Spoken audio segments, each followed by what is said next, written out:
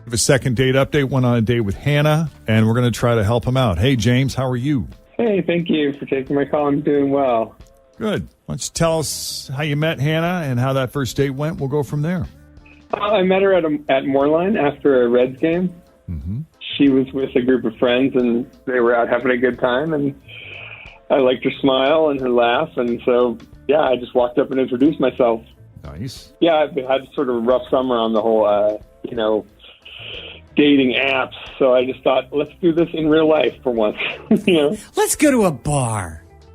Yeah. They used to do it that way back in the day, didn't they? Go on bar. Yeah, Let's go to a bar and what hit I've on heard. chicks. Why not? Yeah, I felt pretty good about it. I didn't even have to ask for her number. She took her phone out and put her number, took my phone and put her number in it. Wow. Okay. That was pretty cool. I took that as a pretty good sign. Oh, yeah. You sensed it. You sensed interest. You went for it. Yes. Okay. So did you call her? Oh, yeah. So after she left with her friends, I texted her right away, and she wrote back. And so we talked for a few days before we planned to get together and have dinner. And I picked her up. We went and had dinner, and everything was really good. We got along great. Everything seemed, it was funny. The conversation was really good. She was laughing. And if she was faking it, she definitely had me fooled. I mean, I can pick up on things. She seemed like she was having a good time. I had a good time. After dinner, she said she had to go to her mom's. She said something about not feeling well, so she needed to be dropped off for some groceries. So I took her home, and that was that. Okay. So she wasn't feeling well, or she had to go to her mom's because she wasn't feeling well? No, her mom wasn't feeling well. Oh, gotcha. Oh, gotcha. So Okay. so she needed to drop off some groceries for her mom. Okay. Okay. All right. Yeah, so I took her home, and that was that. So you took her to her home. Right. Got it. And then what happened? Any follow-up? Well, I told her I'd call her, and she said that sounds great. And so that was that. And now she's not returning my text or called. So I thought, maybe her mom was sicker than, maybe something came up. Maybe that was serious or something. But Yeah. I Was can't that a figure sudden out, illness? Well, I took it as just her being having a cold or something. Seemed that way to me. But, she didn't say I that don't know. she's at home dealing with the after effects of chemotherapy or anything like that. No, there's Okay. nothing like that to me. It seemed like something just had come up. Okay. So, yeah, it's weird. So she didn't return texts and calls, and it just seems strange because, like I said, we had a really good time. So, All right. Well, why don't we take a break? When we come back, we'll call Hannah and see how her mom's doing and what she thought of her date with James and if there's any chance of a second date as we continue next.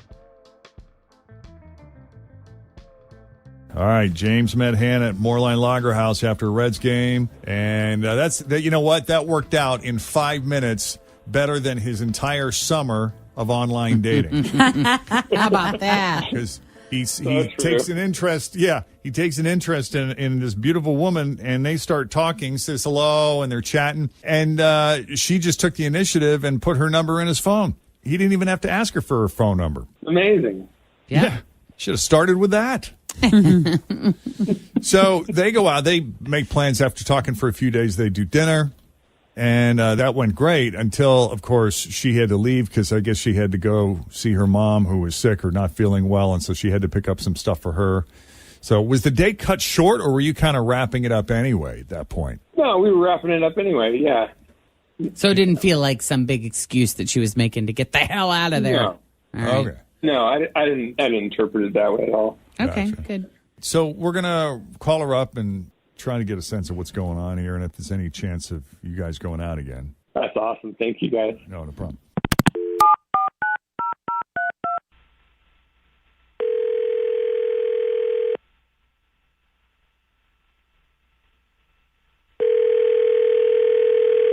Hello. Hi, is this Hannah? Yes, it is. Hannah, it's Jeff and Jen at Q102. How are you? I'm sorry. Who is this? We're Jeff and Jen, along with Fritch and Tim at Q102. We're a morning show on the radio, and we got you on speakerphone. Say hi, everyone. Good morning. Hi. Hello. Hello. Hello. We were wondering if you had a few minutes to chat with us on the radio. It won't take long, I promise. I guess so. Yeah, sure. Okay, All so right. we understand you were at a Reds game not that long ago, and after the Reds game, when you and your friends were hanging out at Moorline Lager House, you met a gentleman by the name of James who you ultimately went out and had dinner with. Do you remember? Yes, I remember. So James had a great time. Loved getting to know you. Said you were hilarious, really funny, beautiful. Had nothing but great things to say about you, right? Right. But he, I guess, has been trying to set up a possible second date, and I don't know if you've just been busy. He did mention that your mom wasn't feeling well. Yeah. So we hope she's okay, but have you just been busy or? I mean, I have been very busy, but I mean, like, to be honest, like, I mean, you can vote, like, if you think that this is as tacky as I thought it was. So, so he took me to dinner at a caterer's, and I was just like, what's going on? And we walked in, and the caterer walked up and knew his name and was like kind of kissing his butt. So I was like, oh, that's kind of cool. But then he introduced me as his fiance. And basically, like, he turns and looks at me with, like, and winks at me. And, like, I didn't know what to do. So I'm just like, hello. And so then it's like, oh, it goes from, like, oh, you know a caterer to, like, oh, you're scamming a caterer. And so the caterer walks over to us and, like, he, like, takes us to this table and he starts bringing us all these samples for, like, you know, apparently, like, he'd made this appointment, pretended that we were having a wedding. Oh, telling wow. the guy that we're looking at different caterers. You're doing your tasting. Up, like, food tasting. That's yeah. so funny. So I'm this sitting guy here listening to you did tell the our story, and I'm wedding. like, I didn't know you could go to a caterer and have dinner. Yeah, and like so he brings us massive amounts of food, like massive, like all the different courses we What a might great have for idea. our wedding. Because I guess he lied and said we have some billionaire wedding budget, and like I didn't know what to do, and so like, you know, I waited until the very nice caterer went to the other room to like give us a minute to talk about it and discuss, and I was like, what the hell is going on? And he was like, so proud of himself. Like, this was like the most brilliant idea he's ever had. And I was like, do you do this all the time? And he said he'd done it a couple of other times, but it wasn't a regular thing. Like, a couple of times? Like, what do you think? Like, this is what he does for dates instead of taking girls to dinner? It's like, what are you thinking? And like, this isn't cool. Like, caterers aren't rich people. Like, my family was caterers. Like, the food cost of that, like, I know how much that costs. And it's Sure. like not cool. So you got the chicken, the beef, and the fish for free? Oh my And the God. shrimp Like, cocktail. we just got so much food, and Wow. like wine and everything. Wow. Oh, wow. Food and drink? It was like, Were there other it was people just- there, or was it just you guys? It was just us. It's like, so when you're trying to get a caterer for a wedding, the caterer invests money in you to try to like win your business. And that's basically what this caterer was doing, thinking we were getting married in But how did it December. end? Like, I mean, usually when you do the tasting, you end it with, okay, we're going to go with this, and this. Like, how did this end? I will say that we just did one of these about a month ago. Yeah. And we did it over at Kate's Catering in Dayton, Kentucky. And she said, well, I'm sure you've been to a lot of these tastings figuring out your wedding. And I was like, nope, this is the only one, and we're picking you. So, I mean, but I think people- a lot of people people- go to different They ones. bounce around and they pick that the one makes they like. sense. Food, Gotcha, you gotta gotcha. to compare. Okay, well, then that makes was sense. Because so I think the same as you. uncomfortable. I'm just going to one person. Okay. So they made this food especially for you? Yes, and it was so uncomfortable because, like, yeah, that would happen, you know, if the food was excellent, by the way. So, like, normally you'd be like, oh, you know, you had the caterer in mind and you would just pick them. It was just like a, you know, like a final callback or whatever. Right. It's like you knew their work but like, so it was the uncomfortable thing. It would have been uncomfortable if we were getting married to be like, not sure yet. You know what? We're going to discuss it and come back to you. Like, I had to do that. Knowing That's really funny. So like, I am getting goosebumps just remembering it. It was awful. It was absolutely I mean, it awful. feels like, you know, you're stealing food and then you're eating it. You're eating stolen merchandise. Yeah, exactly. And like, in this economy, it was very upsetting. All right. James, what was going on there? I I heard about this on somebody posted this on the internet, this idea, and that's how I got started doing it. I think the way I look at it is like they figure this into the cost of doing business. Like it's a thing that they figure into. Like your the producer said, like people go around to like multiple ones when they're having weddings. It's like it's part of the business model. And but like I might get married someday, and like maybe I will try one that I will know is like the best. Yeah, I'm making mental notes here. Yeah. Okay, well, guess what? They didn't factor into the cost of business. A pandemic that destroyed their business for a long time. So, like, you should have been mindful of that. I'm just saying it's like, it's not cool. It's dishonest. It's theft. Like, I come from a family of caterers. I'm sorry. I'm sorry I did not know that. But, like, well, it doesn't matter if you do that. For the pandemic, it's safer to go to places where there's not a ton of people. And so this way, like, oh my God, we met at a crowded bar. Don't even pull that as your reasoning. That's ridiculous. If I had known you came from a long line of caterers, I would have pulled a different scam. It's not a long line of caterers. It's just common sense. I do kind of find it a little endearing that you were willing to go along with it, though. Like, there's something about it that made me kind of like that you were in on it too. You know? No, I mean, yeah. It would be like it would be one thing if it was like some like conglomerate catering company, like if we're pulling the wool over Whole Foods eyes or something. But like this is like mom and pop caterer. It's just, and what was I supposed to do? He did it like. Yeah. I was kind of trapped in the situation and needed to be polite. And also, like, this man had prepared everything. The food was like, ready. This is this man's artwork, too. You know, it would be like being like, I don't want to see your show now. Like, it was just, I don't know. It was just awful. It just made me, like. That's awkward. Okay. Yeah. It was awkward. All right. Well, obviously, no chance of a second date here then. No, I think we see the world differently or something. So, no.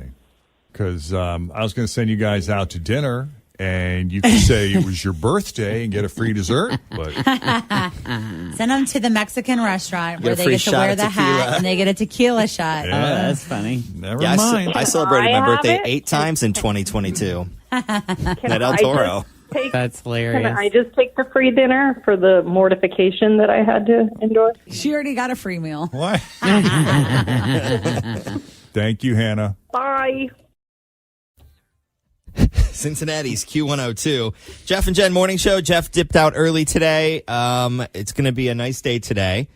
71. Tomorrow, it's going to be decent for the Autism Speaks walk that you see in the morning. Yeah. But then there could be some showers tomorrow afternoon. It's going to be a little cooler, a little breezy tomorrow, high 66. And then 70 on Sunday. Okay, so yesterday, Bengals game. Mm-hmm. Lots going on. Yes. They broke an attendance record, which we were talking off air. We're not really sure how that works, but 67,260. Because, I mean, there's only so many seats in the stadium. Pack 'em and if in. the game is sold out, then how can it be more sold out? That is a good point. I didn't really think about that. So- Which I didn't really sit in my seat the whole time. I just walked around and talked to people. They sold 2 seats. 2 tickets for 1 seat. Exactly. So now we're 2-2. It's 27-15 over the Dolphins. We're hoping nothing but the best for the quarterback of the Miami. That was kind of scary. But you were out at Bengal Jim's tailgate. He won NFL Fan of the Year. Great guy. This is a big deal tailgate, and we were talking about it earlier this week on the show that you were going to be out there. Yeah. And I got an email here She's from, got this from mono. Stephanie, who was a listener, Okay. Stephanie Jones. And she says, hello, I just had to share. My youngest daughter, who is 11, heard you guys talking about Molly being with Bengal Jim today. She cracked up and said, who is Bengal Jim? I explained that I've heard he is a nice guy who hosts an amazing tailgate party at Bengals games and is very welcoming and even has a red carpet for his bus. She said, Mom, I need to add something to my bucket list. Meet Bengal Jim and go to his tailgate party and walk on his red carpet. Stephanie says, this was so funny, I had to share. Who Oh, that's cute. hilarious. Oh, that's so, funny. I don't know. So maybe okay, we... good. I maybe was we- nervous. I was like, oh, gosh, did Were you in trouble for I was a little something? tipsy at the game. But maybe we set... So you know Bengal Jim. I like we have this. Stephanie's email here. Maybe It's a we set bucket something list. up for You know- her daughter. I kept joking yesterday. I'm like, it's like his wedding. You get there and there's like hundreds of people that are pulling at him and wanting pictures and hugging him and talking to him. And I tried to snag a picture with him, but I wasn't able to because he was so busy the entire time. But so funny. It is an epic tailgate. They had the tailgate floozies or the trailer park floozies where they're performing live, big live concert. And that was a lot of fun. That's And, awesome. oh my gosh, this big blown up Joe Burrow. So how did your toast go? Because you were the Toastmaster. You know what? I ended up, I didn't do it. You didn't do it. Why didn't you do it? You know, your Instagram stories looked like everyone was toasting. there was a lot of toasting and a lot of, I told him, I said, Bengal Jim, I'm over here. Come grab me. It was so loud. I really couldn't hear anything. He kept saying, I'm going to shout you out on the microphone and I need you to come up. And I was like, well, okay, you know where I'm at. And honestly, it was so unbelievably packed there that I didn't even. Things just got too yeah. crazy. And all my friends were showing up. They're like, have you done your toast? And I'm like, no, but I don't know if I'm went going like this to. a few minutes ago. Did you have something written? Did you have a special toast prepared? I had an idea in mind because I told you guys about how when I was in Barcelona, I was going to lead with that and talk about how when I wore my Bengals shirt, everybody stopped me and shouted, Super Bowl, Cincinnati, Cincinnati. So many people over there know of Cincinnati and the Bengals and FC Cincy. But this one guy, which I recorded a podcast of him and it was hilarious, very drunk FC Barcelona fan, but he kept saying Cincinnati is the greatest country in America.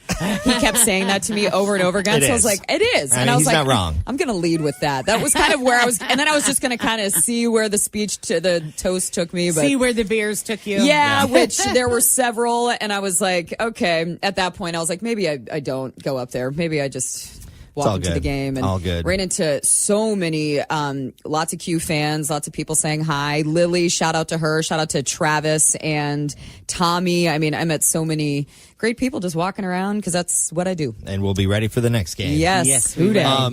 You have a message for Joe Burrow. Oh, Joe Burrow, that suit you were wearing. And we are going to get to that next on Q102.